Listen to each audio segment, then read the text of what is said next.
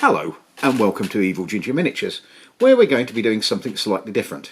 We're going to be doing a role-playing story time episode. This may or may not become a bit of a regular thing, depending on how popular this turns out to be. But basically, I have been a role player for a very long time. I have been a GM for a very long time. I started with the basic D&D set that came out just before first edition AD&D did, and I have been playing AD&D and other role-playing games ever since. So you're talking on pushing 50 years at this point, which makes me feel older than I actually am. And in my games, I have over the years developed a target tone, which is PG-13. So it's not entirely milquetoast. You can include dark themes, but you don't rub them in people's faces. You can allow your heroes to be heroic and your villains to be villainous, but again, you don't attempt to traumatise people, and you are less likely to accidentally traumatise people who are a little sensitive to some of the issues that you might include. Also gives you time to step away from those if brushing them is too painful. So don't mollycoddle with my players, but I set a tone that they know what the tone is, I know what the tone is, and they know that I'm not going to beat them over the head with any issue that they have.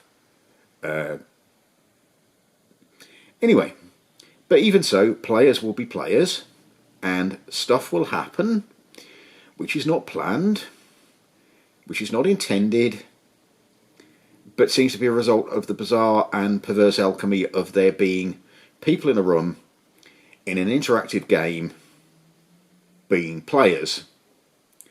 And I'm sure there is a PhD in psychology in why it happens, but I'm only an experienced amateur and I've not worked that out yet. So, I was running a game, and as usual it was aimed at PG-13, and the players were investigating the beginnings of a very, very long plot, which would lead them to find the big bad and to deal with the big bad. Won't specify because I'm not spoiling it, and some of my players might be listening to this, because players are also incredibly nosy on occasion about stuff they shouldn't know anything about yet. Anyway, I was running the game, and the party were pursuing a early quest, side quest, probably, where they were investigating some pirates. And they'd been told vaguely which direction the pirates left in, and were meant to drop in at the next location that the pirates had attacked, next habited location, and find out a bit more detail about the location of the pirates, because these people had also been attacked by the pirates, but had seen exactly where they'd probably gone. So the players are sailing up to the island because it's set in an archipelago of islands, and they see a slightly hilly island with a promontory that's got a very noticeable tree on it. It's a full-size tree, which are quite rare on the islands, and it's in an exposed place. So the islands being a bit Shetland-like, though a bit nicer on the climate, a place like that isn't going to have a one-off exposed tree, especially not a huge full-size forest tree. The locals had planted it and used magic to protect it, and it was their lookout point for people coming into their little harbour, which was just beyond it. Anyway, one of the players notices movement in the tree. And of course, it's the lookout tree, so they've got a lookout in there. And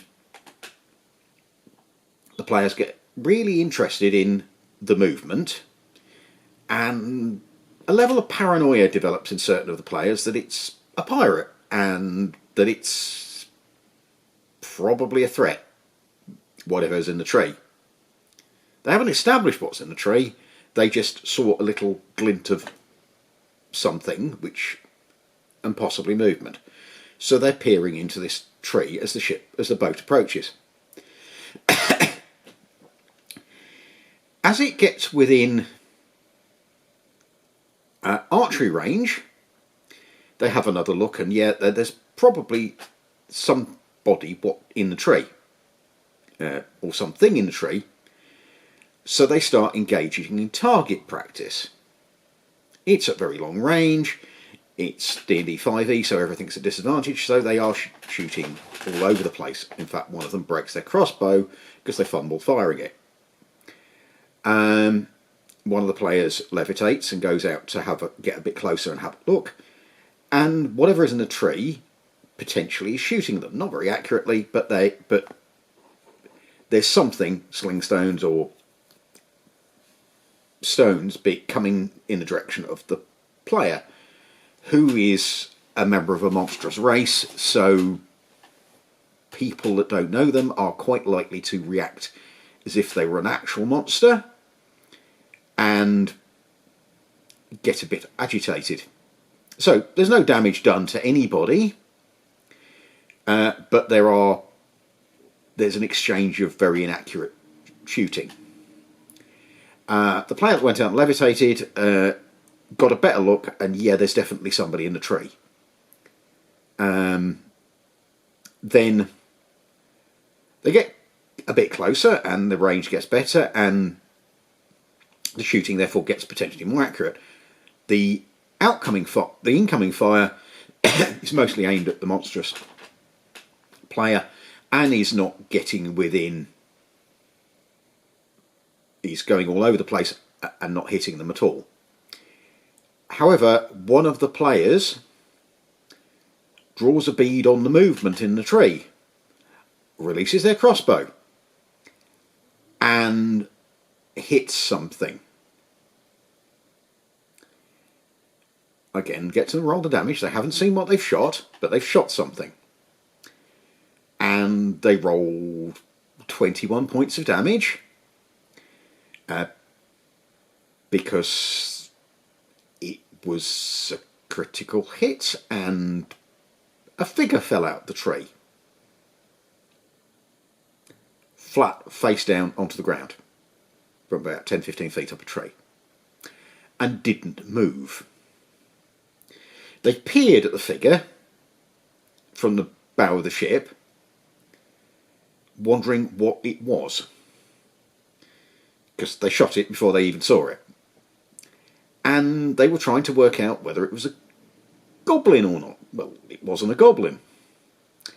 And as they got closer, they actually saw that the figure lying effectively lifeless at the base of the tree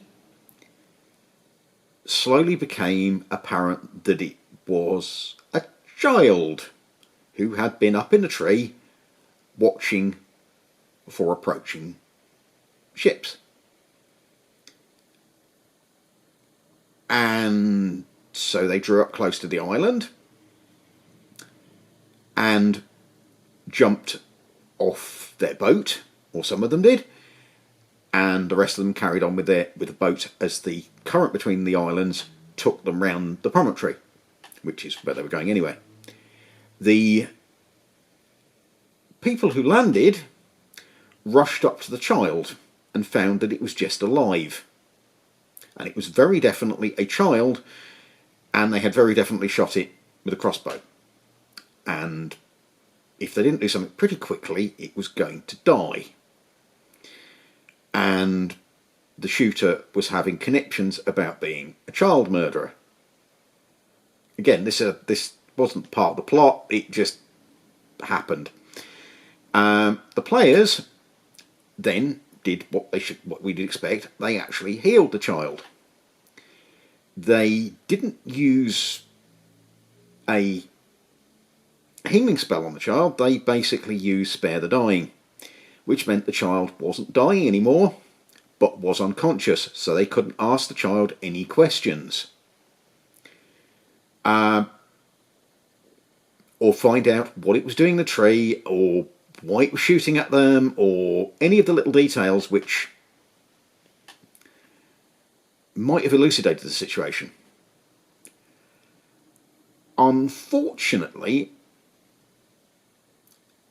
a large number of people who were working in the field just the other side of the hill that the players couldn't see came over the hill to find out what was going, because they'd seen someone fall out. They'd seen one of their kids fall out of a tree. And they were confronted by the players, who were, at this point, finished administering the first aid to the child. Which, as I say, at this point, wasn't hurt. They brought the child round and basically showed it the monstrous player character, and the child, being 8 years old and terrified and having just been shot and fallen out of a tree, got rather over emotional, as perfectly entitled to, and players' attempts to calm child down aggravated the situation. God, the dice gods hated them at this point. And angry farmers, frightened child, confrontation, not going to turn violent, until one of the players approached too close to the local mob of angry farmers, and one of the angry farmers, as a result of yet another failed attempt to persuade them that they're actually not doing anything nefarious or dangerous or hurt anybody, whacks them around the head with a wooden rake, causing minor damage. The person who had the minor damage caused to them, instead of taking it as a hint that they're getting too close and they're being perceived as a threat, decides that they're going to get their own back on the farmer, and stepped in, cause wounds, and the rake-wielding farmer takes a massive amount of damage and is killed outright. Just killed outright. So, the other farmers become quite naturally aggressive, and there is very nearly a fight, but fortunately the murderer, as we have to call them now, decides to surrender and is hurled on the ground and pinned down by rake and hoe wielding farmers who are not happy. The other player character present, one of the other player characters present, attempts to persuade the farmers and fails again, because the dice gods were against them, and they should really have realised that by that point and stopped pushing their luck. But had this having happened, they were also threatened and thumped by the farmers, who are not in a mood for any, and have decided that basically they were engaged in tormenting their child and had just murdered one of them, so they weren't going to be having anything. The boat, meanwhile, had gone just around the headland because it was carrying on drifting in the current, and the people on the boat saw the village militia gearing up and to drive to deal with the problem, because the echoes of the bawling child acted as some sort of an alert horn and drew everybody's attention. And